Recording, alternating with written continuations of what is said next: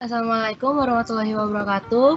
Shalom, Om Swastiastu, Namo Buddhaya, salam kebajikan.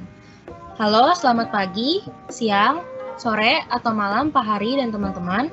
Kami dari kelompok 4 akan membahas tentang pernyataan standar akuntansi keuangan atau PSAK nomor 14 mengenai persediaan.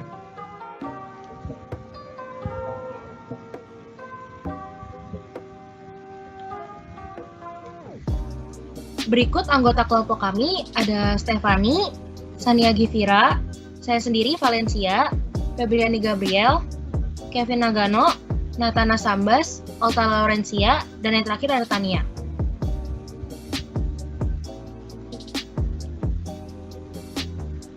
Pertama-tama, tujuan. Tujuan pernyataan ini adalah mengatur perlakuan akuntansi untuk persediaan menurut sistem biaya historis.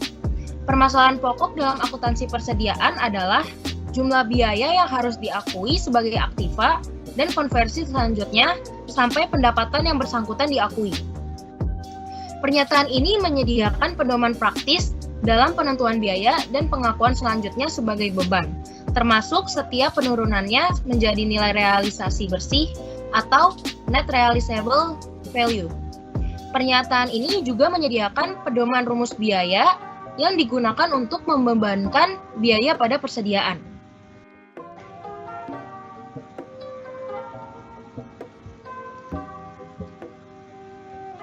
Ruang lingkup. Yang pertama, pernyataan ini harus diaplikasikan dalam penyusunan laporan keuangan dalam konteks sistem biaya historis tentang akuntansi persediaan, selain A. Pekerjaan dalam proses yang timbul dalam kontrak konstruksi, B. Persediaan yang terkait dengan real estate, C. Instrumen keuangan, penyajian dan pengungkapan dan PSAK instrumen keuangan, D. Aset biologik terkait dengan aktivitas agrikultur dan produk agrikultur pada saat panen, E. Aset biologik terkait dengan hasil hutan, F. Hasil tambang umum dan hasil tambang minyak dan gas bumi.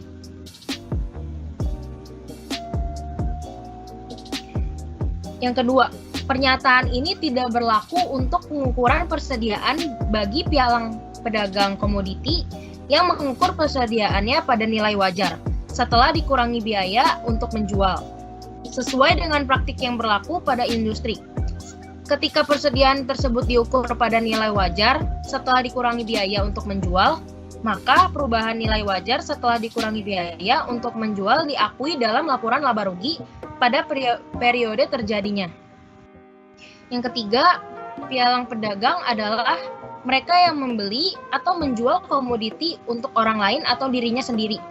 Persediaan pialang pedagang terutama diperoleh dengan tujuan untuk dijual dalam waktu dekat dan memperoleh laba dari fluktuasi harga atau margin. Ketika persediaan ini diukur dengan nilai wajar setelah dikurangi biaya untuk menjual, maka yang dikecualikan hanya dari persyaratan pengukuran dalam pernyataan ini.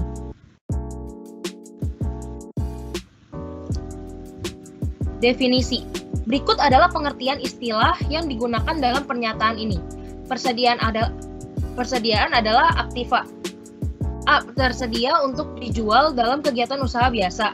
B. Dalam proses produksi untuk penjualan tersebut, atau C. Dalam bentuk bahan atau perlengkapan atau supplies untuk digunakan dalam proses produksi atau pemberian jasa. Nilai realisasi bersih adalah taksiran harga penjualan dalam kegiatan usaha normal dikurangi taksiran biaya penyelesaian dan taksiran biaya yang diperlukan untuk melaksanakan penjualan.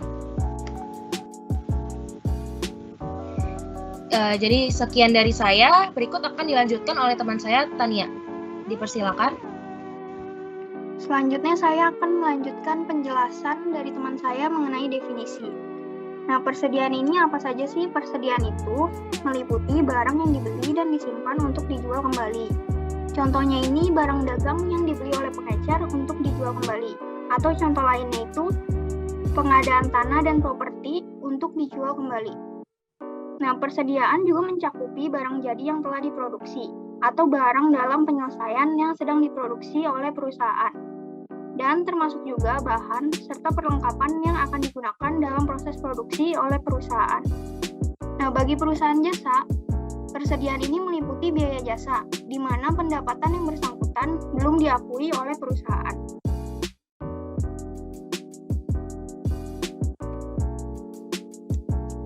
Selanjutnya saya akan menjelaskan mengenai penjelasan dari inventory. Yang pertama itu pengukuran persediaan. Persediaan harus diukur berdasarkan biaya atau nilai realisasi bersih, mana yang lebih rendah, atau menggunakan metode the lower of cost and net realizable value. Yang kedua itu mengenai biaya persediaan. Biaya persediaan harus meliputi semua biaya pembelian, biaya konversi, dan biaya lain yang timbul sampai persediaan berada dalam kondisi dan tempat yang siap untuk dijual atau dipakai, atau dapat dikatakan present location and condition. Yang ketiga itu penjelasan mengenai biaya pembelian. Biaya pembelian persediaan dapat meliputi harga pembelian, biaya masuk, dan pajak lainnya, dan biaya pengangkutan, penanganan, dan biaya lainnya yang secara langsung dapat didistribusikan pada perolehan barang jadi, bahan, dan jasa. Diskon dagang atau trade diskon, rabat, atau pos lain yang serupa dikurangkan dalam menentukan biaya pembelian. Selanjutnya akan dijelaskan oleh teman saya. Oke, selanjutnya biaya konversi.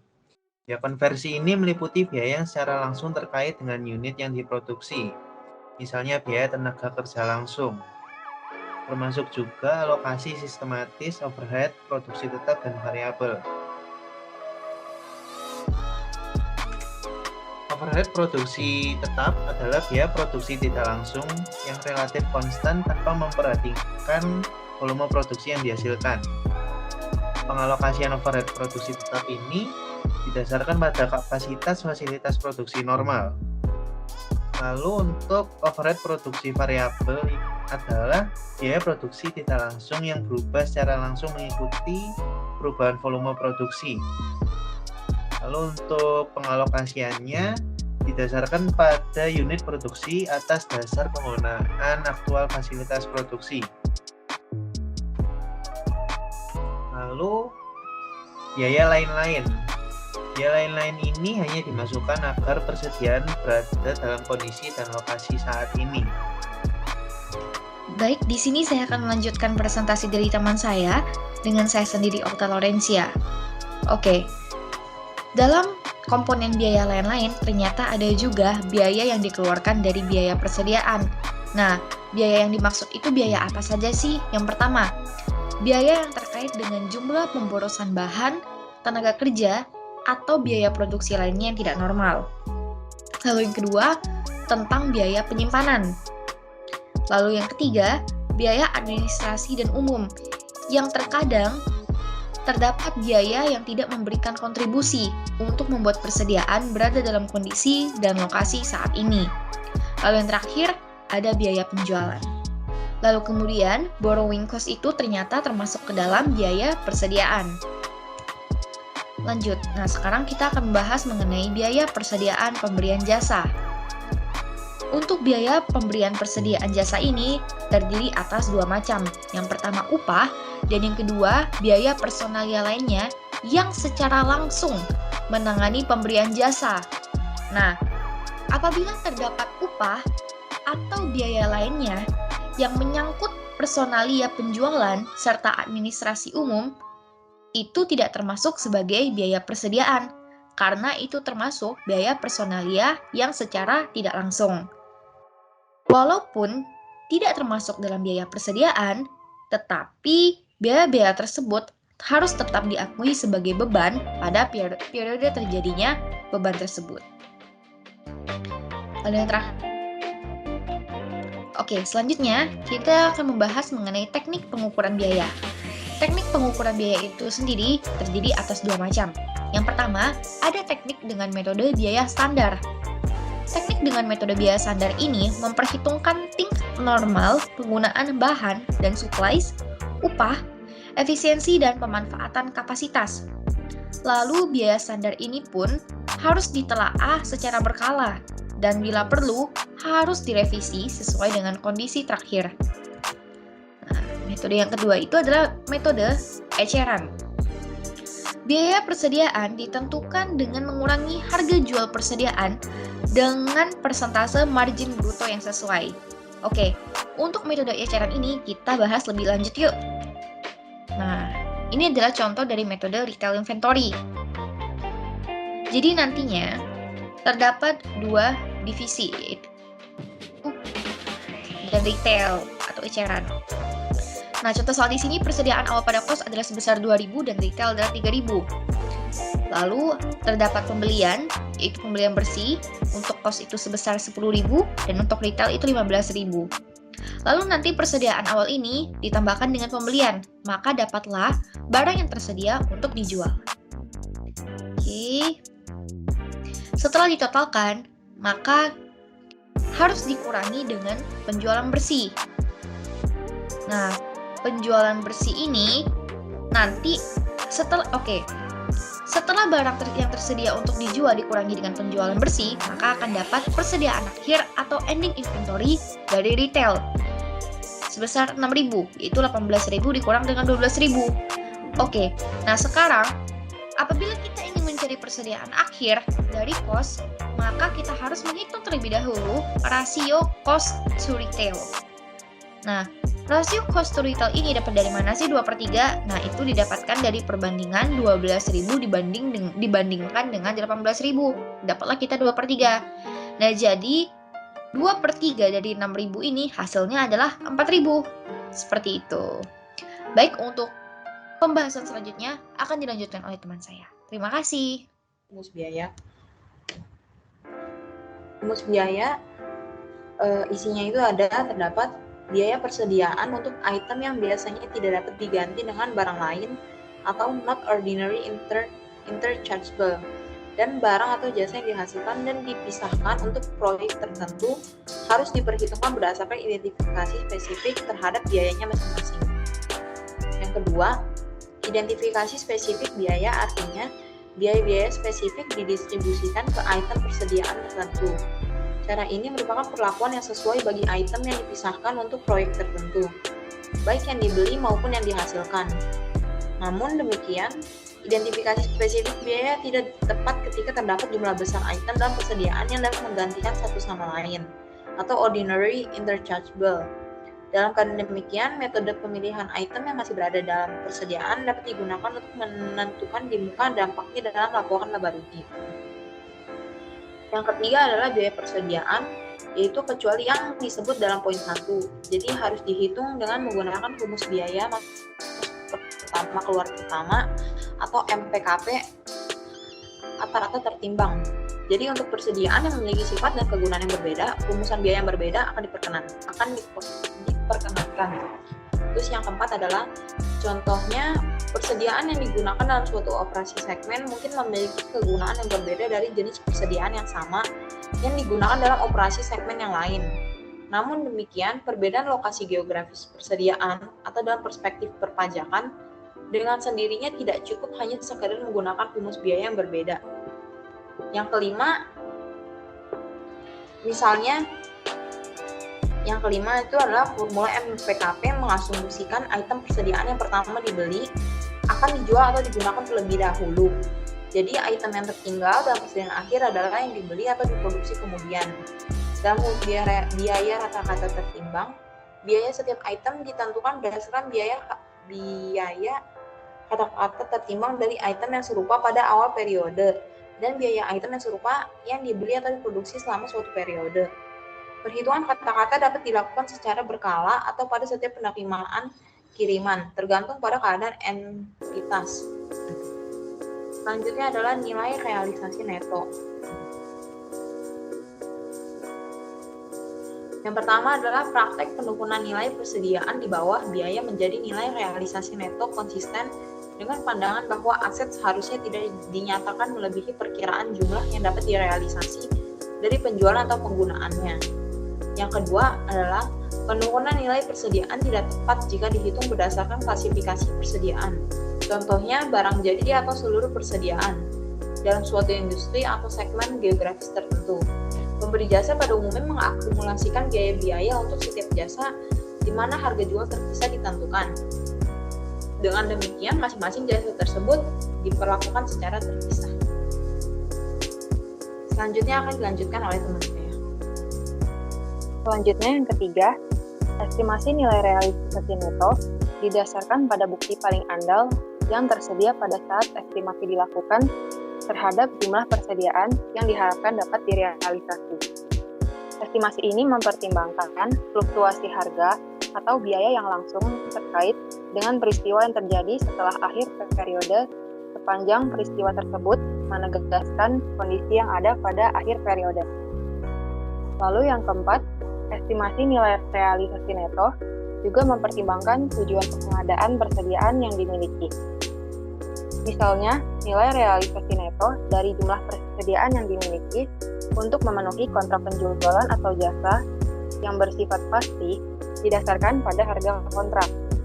Namun, jika kontrak penjualan lebih sedikit daripada jumlah persediaan yang dimiliki, maka nilai realisasi neto untuk kelebihannya didasarkan pada harga jual umum. Lalu yang kelima, bahan dan perlengkapan lain yang dimiliki untuk digunakan dalam memproduksi persediaan tidak diturun nilainya di bawah biaya. Jika produk jadi yang dihasilkan diharapkan dapat dijual sebesar atau di atas biayanya. Namun demikian, ketika penurunan harga bahan mengindikasikan biaya produk jadi yang dihasilkan akan melebihi nilai realisasi neto, maka nilai bahan diturunkan ke nilai realisasi neto. Dalam kondisi semacam itu, biaya penggantian bahan merupakan ukuran terbaik yang tersedia untuk nilai realisasi netonya. Lalu yang keenam, pengujian yang baru dilakukan atas nilai realisasi neto pada setiap periode berikutnya.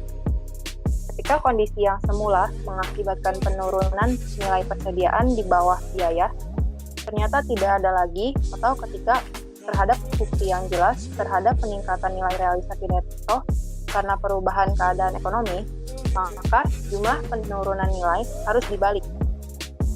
Dalam hal ini pemulihan adalah terbatas untuk jumlah penurunan nilai awal, sehingga jumlah tercatat yang baru dari persediaan adalah yang terendah dari biaya atau nilai realisasi neto yang telah direvisi. Materi selanjutnya akan dilanjutkan oleh teman saya. Selanjutnya akan dijelaskan oleh saya. Pengakuan sebagai beban. Jika persediaan dijual, maka nilai tercatat persediaan tersebut harus diakui sebagai beban pada periode diakuinya pendapatan atas penjualan tersebut. Setiap penurunan nilai persediaan di bawah biaya menjadi nilai realisasi neto dan seluruh kerugian persediaan harus diakui sebagai beban pada periode terjadinya penurunan atau kerugian tersebut. Setiap pemulihan kembali menjadi nilai realisasi neto harus diakui sebagai pengurangan terhadap jumlah beban persediaan pada periode terjadinya pemulihan tersebut.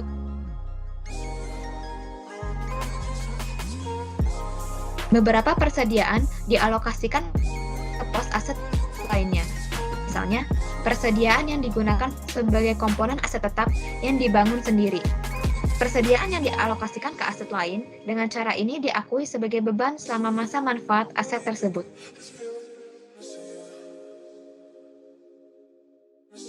Pengungkapan. Laporan keuangan harus mengungkapkan kebijakan akuntansi yang digunakan dalam pengukuran persediaan, termasuk rumus biaya yang digunakan, total jumlah tercatat persediaan dan jumlah nilai tercatat menurut klasifikasi yang sesuai bagi entitas, jumlah tercatat persediaan yang dicatat dengan nilai wajar dikurangi biaya untuk menjual, jumlah persediaan yang diakui sebagai beban selama periode berjalan, jumlah setiap penurunan nilai yang diakui sebagai pengurang jumlah persediaan yang diakui sebagai beban dalam periode berjalan sebagaimana dijelaskan pada paragraf 32. Jumlah dari setiap pemulihan dari setiap penurunan nilai yang diakui sebagai pengurang jumlah persediaan yang diakui sebagai beban dalam periode berjalan sebagaimana dijelaskan dijelaskan pada paragraf 32, kondisi atau peristiwa penyebab terjadinya pemulihan, nilai persediaan yang diturunkan sebagaimana dijelaskan pada paragraf 32, dan yang terakhir, nilai tercatat persediaan yang diperuntukkan sebagai jaminan kewajiban. Baik, akan saya lanjutkan presentasinya. Informasi tentang jumlah yang dicatat yang disajikan dalam berbagai klasifikasi, persediaan dan tingkat perubahannya masing-masing berguna bagi pemakai laporan keuangan.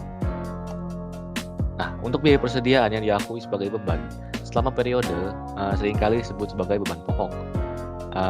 Beban pokok penjualan. Meliputi biaya-biaya yang sebelumnya diperhitungkan dalam pengukuran persediaan yang saat ini telah dijual.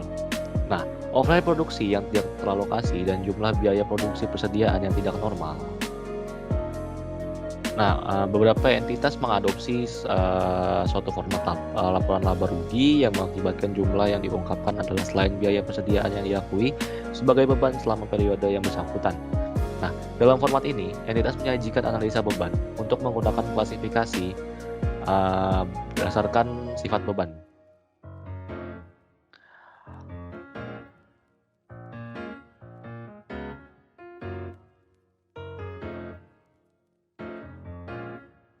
Dalam format ini, entitas menyajikan analisa beban menggunakan klasifikasi berdasarkan sifat di beban. Nah, dalam kasus ini, entitas juga mengungkapkan biaya yang diakui sebagai beban untuk bahan baku dan bahan habis pakai, tenaga kerja, dan biaya lainnya bersama-sama dengan jumlah perubahan neto persediaan pada periode tersebut. Nah, tanggal efektif untuk entitas ini nih, PSAK tahun 2009. Nah, laporan ini, entitas ini menerapkan pernyataan ini untuk laporan keuangan yang dimulai pada atau setelah 1 Januari 2009. Nah, penerapan lebih dini dianjurkan.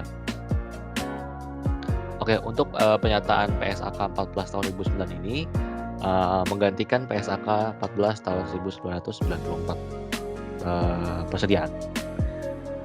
Baik, demikian presentasi dari kelompok kami. Mohon maaf jika ada kesalahan kata. Selamat siang, selamat malam, selamat sore, selamat pagi, dan terima kasih.